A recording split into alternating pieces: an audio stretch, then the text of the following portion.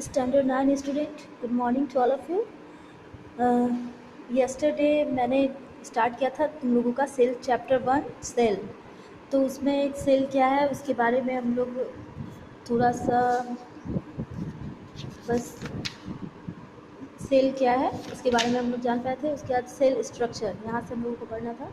तो cell structure जो है तुम लोग जैसा कि प्रीवियस अपने स्टैंडर्ड 8 में प्रीवियस क्लासेस में जान चुके हो कि सेल का स्ट्रक्चर तरह तरह का होता है, जो तुम लोगों को शेप अलग अलग शेप साइज़ का स्ट्रक्चर स्टैंडर्ड 8 में भी पढ़ना था। जिस तरह से ये देखो, ये नर्व सेल है, इसका शेप, या फिर ये एक स्पर्म सेल है, इसका सेल।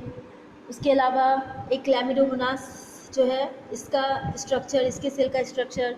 उसी तरह फैट सेल, फिर उसके अलावा बोन सेल। तो सेल का अलग अलग शेप और स्ट्रक्चर साइज होता है। द सेल जो होते हैं वो माइक्रोस्कोपिक होते हैं, इलेक्ट्रॉन माइक्रोस्कोप के थ्रू ही दिखाई देते हैं। तो ये जो है ये सेल जो है रेंज करता है 3 and 30 माइक्रॉन्स। इसको माइक्रॉन्स में, इसका यूनिट होगा माइक्रॉन्स, इसके साइज को माइक्रॉन्स में हम लोग डिनोट करेंगे। The detailed structure of the cell has been studied under compound microscope. Page number तुम लोग 2 में देख सकते हो। Microscope that use light and can magnifying the object up to 2000 times million times 2000 times. And electron microscope that use beam of electron can be magnifying things as much as a half million times certain। यानी कि जो एक microscope है उसका magnifying power इतना ज़्यादा होता है कि वो 2000 टाइम्स या फिर तुम कहो कि, और इलेक्ट्रॉन माइक्रोस्कोप जो जिसका बीम जो होता है, उसका जो लाइट बीम होता है इलेक्ट्रॉन्स का, वो मिलियन टाइम्स जो होता है वो हाफ को भी बड़ा कर सकता है। Certain structure can be seen only under an electron microscope, जो कि इलेक्ट्रॉन माइक्रोस्कोप के थ्रू ही जिसे देखा जा सकता है। दिस आर कॉल्ड सब माइक्रोस्कोपिक स्ट्रक्चर। इस तरह का स्ट्रक्चर जो है सब माइक्रोस्कोपिक कहलाता है। और इलेक्ट्रॉन माइक्रोस्कोप के अंदर ही सेल जो दिखाई देता है, इस कारण इसे अल्ट्रा स्ट्रक्चर भी कहते हैं। इस कारण इसे अल्ट्रा स्ट्रक्चर भी कहते हैं।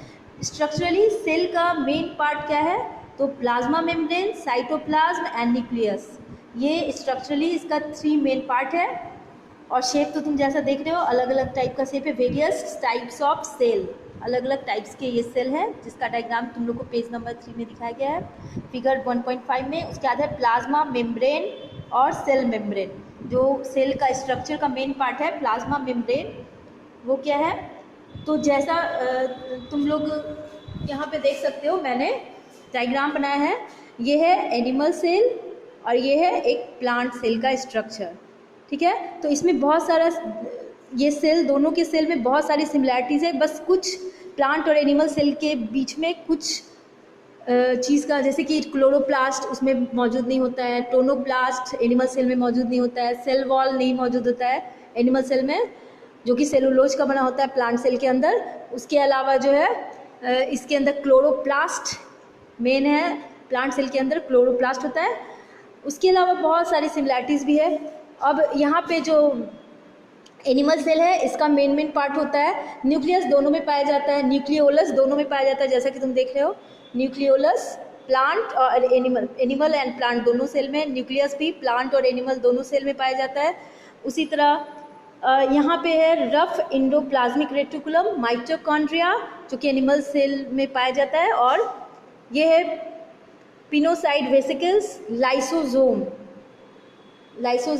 जो ये इसके पढ़ चुके हो। ये लाइसोसोम जो है ये सुसाइडल बैग कहलाता है हमारे बॉडी में।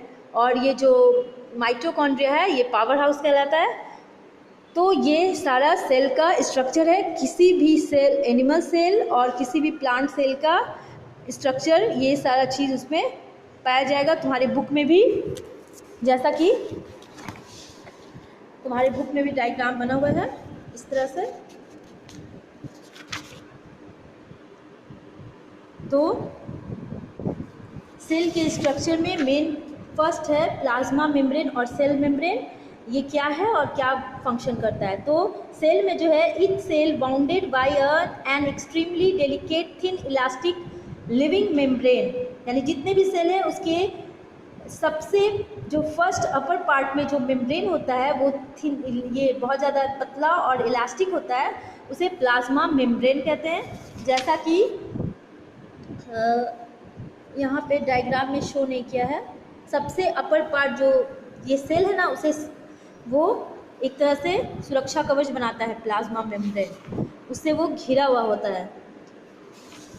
तो सेल जो है it about 10,000 of millimetre in thickness, इसका थिकनेस कितना होता है तो 10,000 millimetre. In plant cell it is present on the inner side of the wall, plant cell के ये इनर साइड में मौजूद होता है। The plasma membrane is made up of 2 layers of lipid molecules with protein. ये जो plasma membrane है इसका 2 लेयर का ये बना हुआ होता है, एक तो फैट जो लिपिड जिसे कहते हैं, और दूसरा मॉलिक्यूल से विथ प्रोटीन मॉलिक्यूल्स जो कि प्रोटीन का बना होता है। Sandwiching it and embedded it, यानी ये इस तरह से जैसे सैंडविच में देखते हो 2 लेयर होता है और घिरा हुआ होता है, सैंडविच जब हम लोग बनाते हैं उसी टाइप से ये भी 2 लेयर में होता है और घेरा हुआ होता है। The structure of plasma membrane can be observed under an electron microscope only. It is selectively permeable membrane which allow the flow of only some substances into cell, यानी सेल जो है इस प्लाज्मा मेम्ब्रेन से घिरा होता है, sandwich की तरह बीच में मतलब सेल के सारे पार्ट्स होते हैं, और ये जो कुछ इस मेम्ब्रेन इतना पतला होता है लेकिन कुछ सेलेक्टिव चीज़ें ही इसके आर पार जा सकती है, इस सेल के बाहर अंदर कर सकती है। Thus it helps in maintaining the distinct chemical composition of the cell. Beside protecting the internal structure it also gives shape and rigidity to the cell, यानी कि ये जो है प्रोटेक्ट करता है इंटरनल स्ट्रक्चर, सेल के सारे इंटरनल पार्ट को। It also give up shape and rigidity to the cell, ये सेल को एक अच्छा स्ट्रक्चर और रिजिडिटी यानी एक जगह पे स्थिर होना उस तरह वो प्रोवाइड करता है। Virus do not have any membranes, virus जो होते हैं उनके पास कोई मेम्ब्रेन नहीं होता है। इसका फंक्शन क्या है सेल मेम्ब्रेन का, तो इसका मेन फंक्शन है सेल मेम्ब्रेन का to gives a different shape देना सेल को, to provide protection of the internal contents, जो सेल के अंदर जो भी पार्ट मौजूद है उसको सुरक्षा प्रदान करता है, प्रोवाइड करता है। It regulates entry and exit of substance, ये रेगुलेट करता है कि क्या चीज़ अंदर जाना है और क्या चीज़ बाहर जाना है।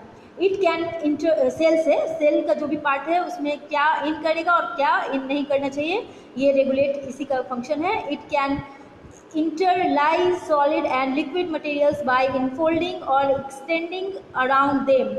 This is a process of active intake of materials, यानी ये जो सेल मेम्ब्रेन है, ये प्लाज्मा मेम्ब्रेन या सेल मेम्ब्रेन जो है वो लचीला होता है, इस तरह से वो अप एंड डाउन कर इंटेक करता है मटेरियल को, जो सॉलिड मटेरियल्स होते हैं। ये प्रोसेस जो है, ये जो प्रोसेस है ये एक्टिव इंटेक ऑफ मटेरियल कहलाता है। In animal cell it is involve in adhesion, recognition and in formation of vesicles, cilia, flagella, microvilli etc, यानी एनिमल सेल के अंदर ये सारा ये फंक्शन करता है, adhesion, recognition and the formation of vesicles. तो ये एडहेशन और रिकॉग्निशन और फॉर्मेशन क्या है ये सब आगे तुम लोग डिटेल से पढ़ोगे।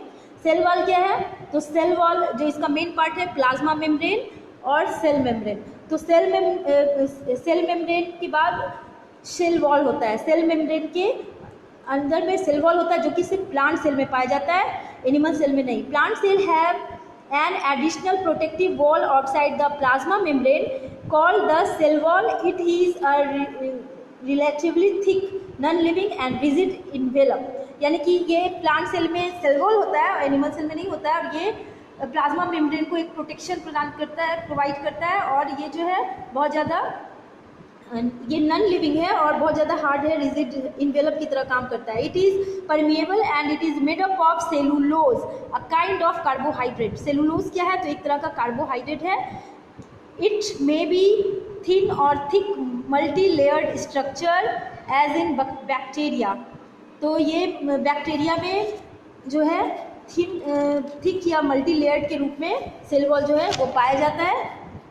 और इसका फंक्शन क्या होता है, तो इसका फंक्शन है to determine the shape of the plant cell.